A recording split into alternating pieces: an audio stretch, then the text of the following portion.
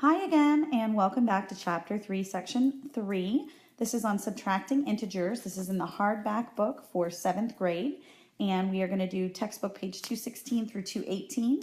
Remember, since this is the hardback book, you're not writing in the book. You want to make sure you have lots of lined paper. It's definitely important down here, I've written in yellow, that you must listen. So you definitely want to be listening to the instruction as you're watching the video. This should not be done at a different time. It should be done while you're watching the video. So please make sure that you're listening either with headphones or in a quiet location. Also, you want to make sure that you have your colored pencils, especially today, because we are going to be using that red and green a whole lot today. So you also need a pencil with an eraser. Let's go ahead and get started.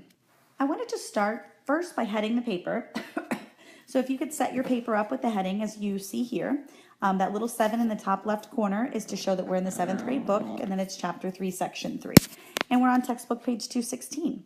So the first thing that I've outlined here is the words zero pairs. So I just want to refresh a little bit on a concept that I taught yesterday, and that is the zero pairs. So now what you can see here is that I have an addition sentence, -3 plus 2.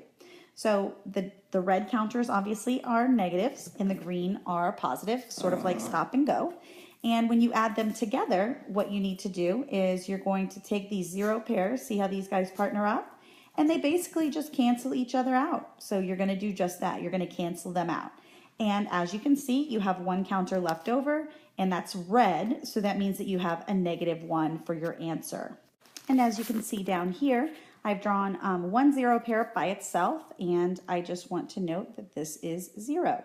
So this, when added to something that you already have, would not change the number at all. So let's go ahead and see what I'm talking about.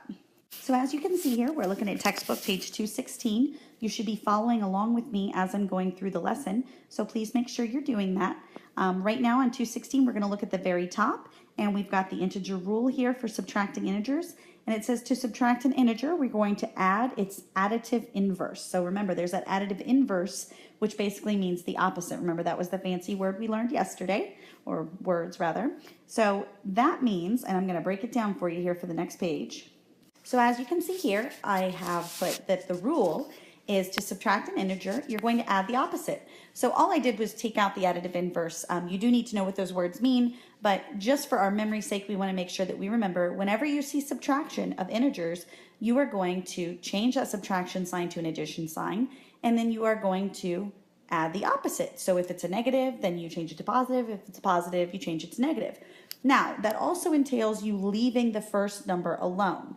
So basically, you're going to ignore the first number, you're going to change the subtraction sign to addition, and then you're going to switch the sign on the end. So let's go ahead and see how that works out. Okay, so as you can see here, I have 4 minus 9 equals. So the first thing that you want to do is you want to leave the 4 alone. So you're always going to leave that first number alone. Whatever the sign is, it doesn't matter, leave it alone. So I've added a little note here so that you remember to do that. So leave it alone for the first one. And then the sign, you're going to change from subtraction to addition. So right here, you can see that we're going to be changing that subtraction sign to addition. You need to make that note. And then the 9, which is just a positive 9 right now, we're going to change that to a -9. So now you are going to write yourself a little note that you are going to change the 9 to a -9. So let's see how that all works out on our next screen. So here on the screen, I have a smaller image of what we just did on the last page, and we have got 4 minus 9. So as we said before, we're going to leave the 4 alone. So just below it, I want you to write a 4, and I'm going to write a 4 as well. Notice I did it in the same color that my leave it alone was in. Then it says to change the subtraction to addition. So we're going to do that in pink because that's what we wrote our note in. And then change the 9 to a -9, we're going to go ahead and do that in purple because that's what we wrote that note in. Now, once you have done all of this, now you're just going to apply the addition rules that you learned yesterday. So now what you're looking at is, like I said, just what you were doing yesterday. So you have two numbers that you're adding together, and they have different signs. So you're going to find the difference. So what we need to do is find the difference between 9 and 4, so that would be 5. So we're going to write our answer of 5 here. And then it takes the sign of the larger absolute value or greater absolute value, which is that -9. So our answer here is going to be -5. And if you could just put a box around that, that would be lovely. So now we're going to go on to a little bit more of a challenging example. So with this example, the rules are still the same. So you're going to keep that first number the same, so I'm going to write that in blue. You're going to change the subtraction to addition, so I'm going to write that in purple. And then you're going to now add the opposite. So the opposite of negative 10 is going to be positive 10. So now you're going to be looking at a total of 17. Whoops, let me do that in black. A total of 17. Now keep in mind your answer is positive because 7 plus 10, they both have positive signs, and so the final answer will also be positive. For those of you that probably, or some of you may not still be understanding, because here's the thing, it's good that you know the rule, that is the ultimate goal, but some of you still need to really conceptually understand why that is the way that it is. So that's why I led with our zero pairs. I'm going to show you something now with an easier problem, and by easier I just mean smaller numbers. So let's say we have the problem 2 minus negative 3. I'm going to show you how you come up with a positive number when you're subtracting negative 3, because a lot of people just don't understand how that could possibly be. So let's draw our counters first for the 2. Now we have a positive 2, so that means we're going to have 2 green counters. We're going to pretend my counters are filled in with green. You see that they're green, so my green counters here are obviously going to be positive. Now, so here you have your 2 green positive counters. So what I want you to do though, before you add anything or do anything like that, I want you to think for a second. Do you have any negative counters? Because what we need to subtract is 3 negative counters. So that means we need to subtract 3 red counters.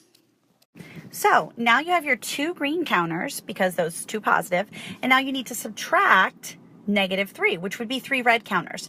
And so over here to the right, I've put we need to subtract 3 red counters. But as you can see on my paper, I don't have 3 red counters or any red counters for that matter. So what we're going to need to do is add 0 pairs so that we can get some red counters over here on the board. So we need to add 3 0 pairs. So I'll show you what that looks like. So this is what that looks like. So we just added 3 0 pairs. So I'm going to put a little blue box around them just so that you can tell that those are 0 pairs. So here's a 0 pair, 0 pair, and 0 pair. I want you to notice that we didn't actually change the number at all. We still have 2.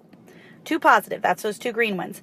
By adding the 0 pairs, remember they offset one another. But what that's done is that's allowed us to now have those 3 red counters that we need to subtract. So now we're going to subtract 3 red counters. So that's what that is, subtracting negative 3. And you can see what we have left, which I'm going to now bubble in purple. Purple, purple, purple, purple, purple. 1, 2, 3, 4, 5 positive, which gives us our answer of 5. That's your final answer. So I'm going to show you with the rule extending upon the same question, but that is the logic behind it so you can actually see the process. So now what we're going to look at here is on still textbook page 216. So if you're still on the same sheet of paper, that's perfectly fine. Whenever you go to a new one, you just need to title it with textbook page 216. And we don't need 3.3 because you're probably still on the same paper. So example 1 says 8 minus 13. So first we're going to write the original problem. So I would like you to write the original problem. 8 minus 13 equals. Perfect. And now we want to make sure that we think about our integer rules. So when you're subtracting an integer, you want to add its opposite. So that's always the rule, add its opposite. So we're going to keep that 8 the same. Remember, I used blue before, so I'm going to use blue again. We're always going to use pink here when we change our subtraction to addition. And remember, when I changed the opposite, I used purple. So now 13, which was positive, is now going to be negative 13. And then you're just going to apply the integer rules for adding that you learned yesterday. So notice here that you have 2 different signs. So you're going to find the difference. So 8, 9, 10 plus 3 gives you 5. So you know your answer is going to be 5. And then you need to look at the 2 numbers, think about their absolute value. Negative 13 has the greater absolute value, so your answer will be negative 5. So that is your final answer here for this example. For example 2, you have negative 10 minus 7. Same rules apply. We're going to keep the first number, negative 10. We're going to change the sign from subtraction to addition. And then we're going to change the second number. Now notice again, this is positive 7. So it's now going to be negative 7. and then we're going to apply our addition rules. So 10, notice we have the same sign here, negative 10, negative 7. So when we have the same sign, we're going to add the two together, which will give us a total of 17, and we're going to keep the sign. So our sign will be negative. So our final answer for this problem will be negative 17. So I'm kind of a neat freak, so I had to change those bubbles to boxes. I just had to. So hopefully you understood those two examples. So now you're going to see the got it at the bottom of the page, and that's got A, B, and C. Now for these problems, you definitely do need to show your work underneath. So the first thing that you're going to need to do is write A, and then you're going to need to copy the problem. So the problem says 6 minus 12. And now you can pause the video and you'll work from here. Now just really quickly, you want to look back. This is the work that I'm talking about that you need. That's work and that's work. So we're going to write the word work and work. All right, so now you can see that I've written show work. That's what I've done here in the different colors. I would also like you to use several different colors like I have. I've always used the same color blue for my very first number, and that's so that I remember, keep. And then I've always used pink for the change of the sign and so on. I'd like you to do the same thing when you do A, B, and C. So I'll see you soon. Pause the video now. Great job. Hope that was easy for you. Let's go ahead and look and see what you got. So the first thing you want to do is keep this 6 the same. So remember, that's the keep. Then you're going to change that minus sign to a plus sign. And then last, you're going to change the positive 12 to a negative 12. Now, once you've done all this, don't forget, this is a step where you apply the adding rules. So I want to go back just for a second to the spot here on this page right here. So go back to this page in your notes. Okay, so really quickly, I want you to add this to a place on your paper. Hopefully you've got some room down here by this problem. If not, you can just add it to a prominent place on your paper so that you can see it. So it says leave the first number alone. That means just to copy it just below. So that's what you're going to be showing for your work. Change subtraction to addition, change sign to opposite for the next number, and apply addition rules to solve. So this was just a step-by-step so that you can go back and reference it. So let's go ahead and go back to our problems. And so back to our got it problems now. You have got 6 plus negative 12. So now you're going to be applying those addition rules that you know. And the addition rule says, because these are two different signs, that we're going to find the difference. And the difference we know is 6. And now since the difference is 6, we need to take the sign of the larger absolute value. So your answer for this one should be negative 6. Hopefully you did well with that one. Let's look at B. For this one, you have negative 20 minus 15, and it may look a little different or a little intimidating. Don't be intimidated. You just want to follow the same rules, and they will always lead you to the right answer. So again, keep the first number or leave the first number the same. So it's going to be negative 20, just as you see it there. You're going to change subtraction to addition, and then you're going to change the sign of the next number. The next number is positive 15, so we're going to change that into a negative 15.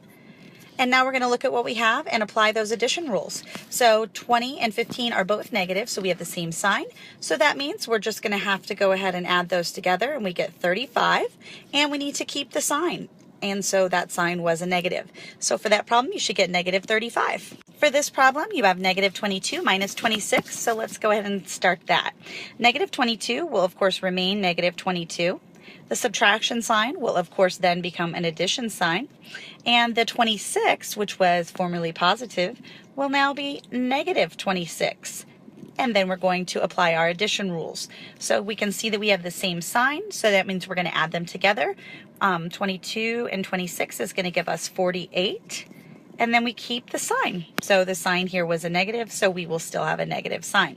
So hopefully you did really well here with these problems. And you want to check your answers and make sure you're all good.